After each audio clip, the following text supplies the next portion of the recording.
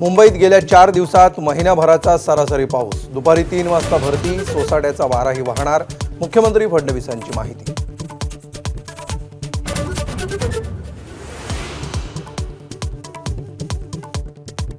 उद्या नाशिक आणि त्र्यंबकेश्वरमध्ये ढगफुटीचा अंदाज. 300 मिलीमीटर पाऊस होऊ शकतो. मुख्यमंत्री फडणवीसांची माहिती.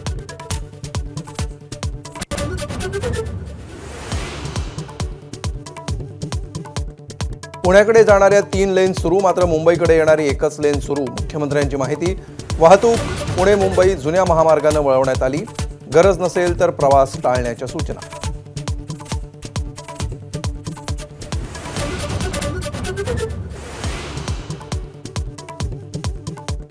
मुंबई गोवा महामार्गावर अखेर वाहतूक सुरू. खवटीमध्ये कोसळलेली दरड हटवण्यात यश. हळूहळू वाहतूक पूर्वपदावर.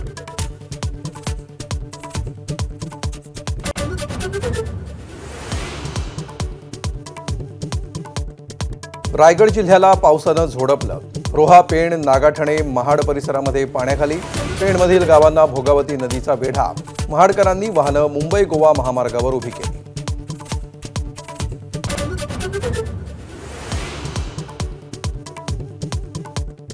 वसई विरार नालासोपाऱ्यात मुसळधार पावसामुळे जनजीवन विस्कळीत. वसईतील सातिवली रस्ता पाण्याखाली, तर गेल्या 12 तासांपासून वसईतील वीज पुरवठाही खंडित.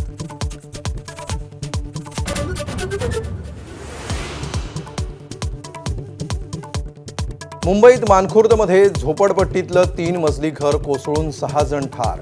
मृतांमध्ये आई आणि 5 मुलांचा समावेश. बांधकाम बेकायदा असल्याचं समोर.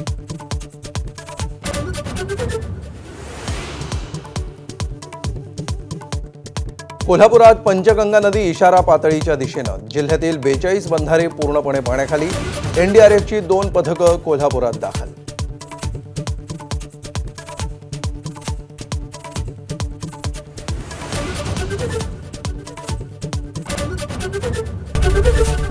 एबीपी माझा, उघडा डोळे बघा नीट.